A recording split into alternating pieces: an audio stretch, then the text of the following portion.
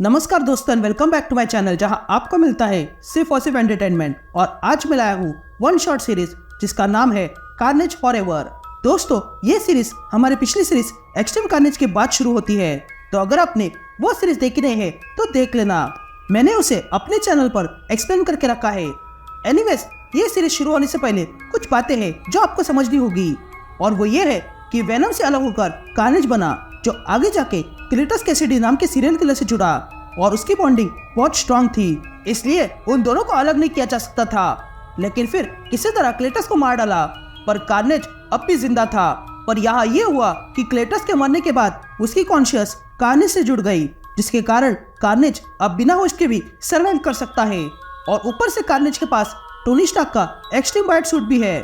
तो अब आगे कार्नेज क्या करने वाला है, यह हमें इस इशू में पता चल जाएगा। तो बिना किसी देरी के लेट्स बिगिन।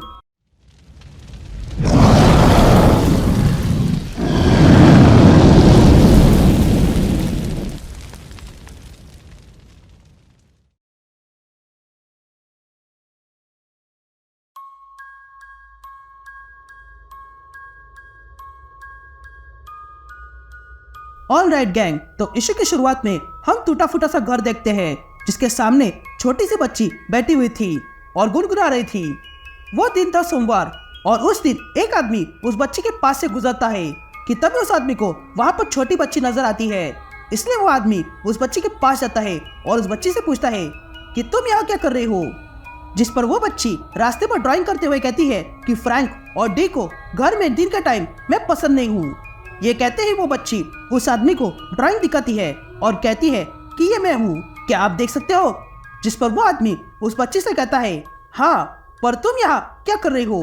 मुझे लगा कि यहाँ के सारे लोगों को पता है कि इस घर से दूर रहना चाहिए, तो चलो मेरे साथ, मैं तुम्हें पास के कोवेनेंट हाउस छोड़ देता हूँ। जिस पर वो बच्ची उस आदमी की ओर देखती है और कहती है कि मेरा नाम एल्सी है और मैं बेघर नहीं हूँ। जिस पर वो आदमी एल्सी से पूछता है कि तुम क्या कह रहे हो। जिस पर एल्सी उस आदमी से कहती है कि फ्रैंक ने हमारे लिए एक नया घर ढूंढा है, लेकिन वो खाली है और मुझे ड्राइंग करना पसंद है, और वैसे भी इस जगह में क्या बुराई है। जिस पर वो आदमी एल्सी से कहता है कि ये कभी स्कूल हुआ करता था, लेकिन फिर एक दिन एक साइको ने पूरे स्कूल को जला दिया, जिसमें 100 लोग मारे गए, जिसमें बच्चे, टीचर्स और नन थे। तब से ये जगह ऐसे ही पड़ी हुई थी और इसे किसी ने खरीदा भी नहीं। तभी आगे वो आदमी फिर से एल्सी से कहता है कि चलो अब बहुत हो गया, मेरे साथ चलो, मैं तुम्हें कोवेनेंट हाउस छोड़ देता हूँ। जिस पर एल्सी कहती है कि मैंने तुमसे पहले भी कहा, मैं होमलेस नहीं हूँ, मैं यहाँ फ्रैंक और डी के साथ रहती हूँ। जिस पर वो आदमी एल्सी से कहता है कि मैं तुम्हारे हाथों पर जलने का निशान देख सकता हूँ, और वैसे भी मैं तुम्हें कहीं जाने को नहीं कह रहा हूँ।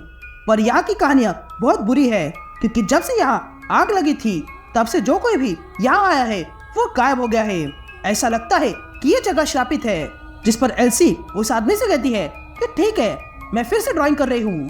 यह सुनने के बाद वो आदमी एल्सी से कहता है कि ठीक है, तुम्हें जो करना है वो करो, लेकिन मैं तुम्हें एक बात बताना चाहता हूँ कि ये कोई अच्छी जगह नहीं है। ये कहते ही वो आदमी वहाँ से चला जाता है। फिर रात हो जाती है और हम देखते हैं कि एल्सी अभी तक वही बैठी थी और उसने वहाँ पर बहुत सारी ड्राइंग्स निकाली हुई थी। लेकिन तभी वहाँ 2 लड़के और एक लड़की आ जाती है। तभी वो लड़की एल्सी की ड्राइंग देखती है और कहती है कि ये बहुत अच्छी है, लेकिन तभी उसके साथ आया हुआ लड़का एल्सी का चॉक खींच लेता है और तोड़कर फेंक देता है। और फिर वे दोनों लड़के एल्सी का मजाक उड़ाने लगते हैं और फिर वहाँ से चले जाते हैं। ये देखकर एल्सी दुखी हो जाती है और तब वहाँ बारिश होने लगती है, इसलिए एल्सी उस टूटे फूटे से स्कूल के अंदर चली जाती है। लेकिन तभी एल्सी का पैर फिसल जाता है और वो और भी अंदर गिर जाती है। तभी एल्सी को वहाँ पर एक डोर दिखाई देता है, इसलिए वो उसके अंदर चली जाती है, जहाँ पर उसे किसी की आवाज सुनाई देती है जो कहता है कि क्या तुम खो गई हो। और तब हम देखते हैं कि वो आवाज कार्नेज की थी, जो ठीक एल्सी के पीछे खड़ा था। और तब कार्नेज एल्सी से पूछता है कि क्या तुम्हें नए दोस्त चाहिए, क्योंकि मुझे एक नए दोस्त की जरूरत है, क्योंकि मेरा पिछला दोस्त कहीं खो गया है।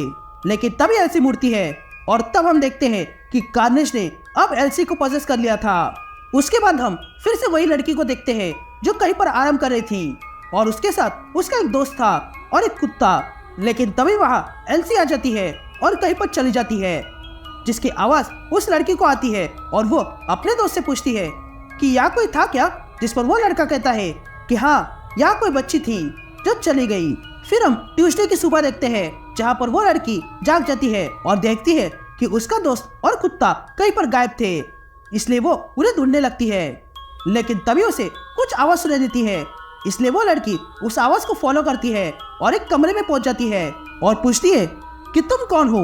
लेकिन तभी वो लड़की देखती है कि वहां पर एल्सी बैठी हुई थी, जो उस लड़की से कहती है कि मैं तो यहाँ क्रेटस के साथ खेल रही हूँ। ये सुनने के बाद वो लड़की एल्सी से कहती है कि कहीं और जाके खेलो। लेकिन तभी वहाँ उस लड़की का दोस्त आ जाता है और कहता है कि क्या तुमने हमारे कुत्ते को कहीं देखा। फिर वेडनेसडे को हम फिर से वही आदमी को देखते हैं जो स्टार्टिंग में एल्सी से बात कर रहा था। तभी वो आदमी फिर से उस स्कूल के पास आता है और देखता है कि वो लड़की वहाँ थी ही नहीं।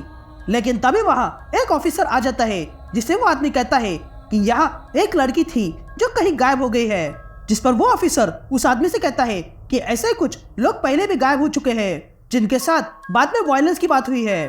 फिर हम रात को वो लड़का देखते हैं जो सोने की तैयारी कर रहा था, लेकिन तभी उसे बदबू आती है, इसलिए वो पास की क्लोजेट खोलता है और देखता है कि उसमें उसके कुत्ते को बड़े ही क्रूरता से मारा गया था। ये देखकर वो लड़का डर जाता है और उसके हाथ से लैंटर्न नीचे गिर जाता है और वो वहां से बाहर आता है जहां पर पहले से ही एल्सी खड़ी थी, जिसके अंदर से कार्नेज उस लड़के से कहता है क्या हुआ, मैंने कुछ गलत किया। ये देखकर उस लड़के को गुस्सा आता है और वो एल्सी को मारने जाता है, लेकिन उल्टा कार्नेज ही उसे मार डालता है। यहाँ वो लड़की ढूंढते हुए ऊपर आ जाती है और देखती है कि लैंटर्न गिरने के कारण वहां पर आग लग चुकी थी और कार्नेज उसके दोस्त को खा रहा था। तभी कार्नेज देखता है कि वहां पर वो लड़की आई है।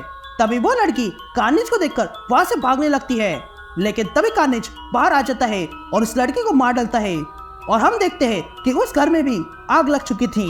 फिर हम फ्राइडे को उस आदमी को देखते हैं जो दोबारा से उस स्कूल के पास आता है और देखता है कि वहां पर एल्सी बैठी हुई थी।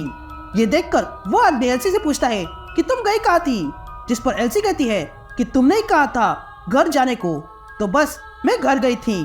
तभी वो आदमी एल्सी से पूछता है कि मैंने अभी सुना कि पास के घर में आग लगी थी, तो मुझे लगा कि तुम भी वही थी, इसलिए मैं डर गया था। जिस पर एल्सी कहती है कि टेंशन मत लो जेरी।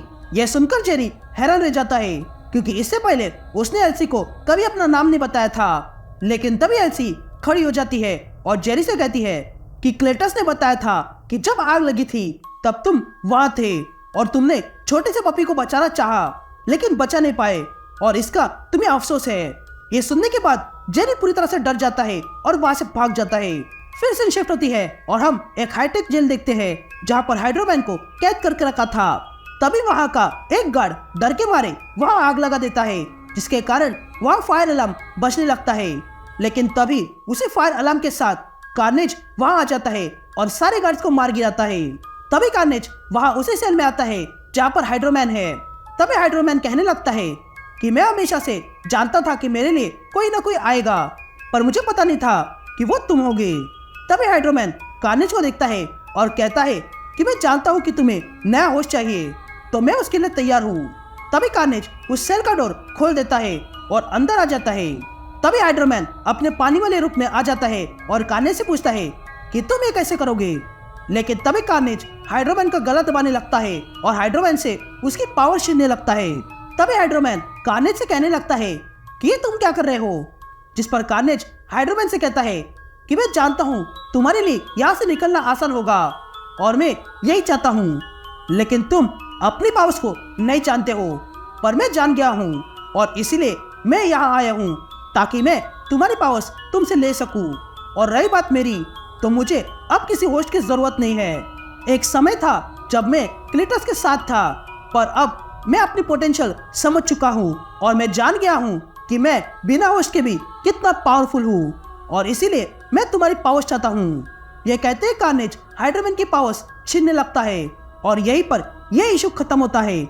और अब इसके आगे क्या हुआ यह हमें कार्नेज के फर्स्ट इशू में पता चल जाएगा।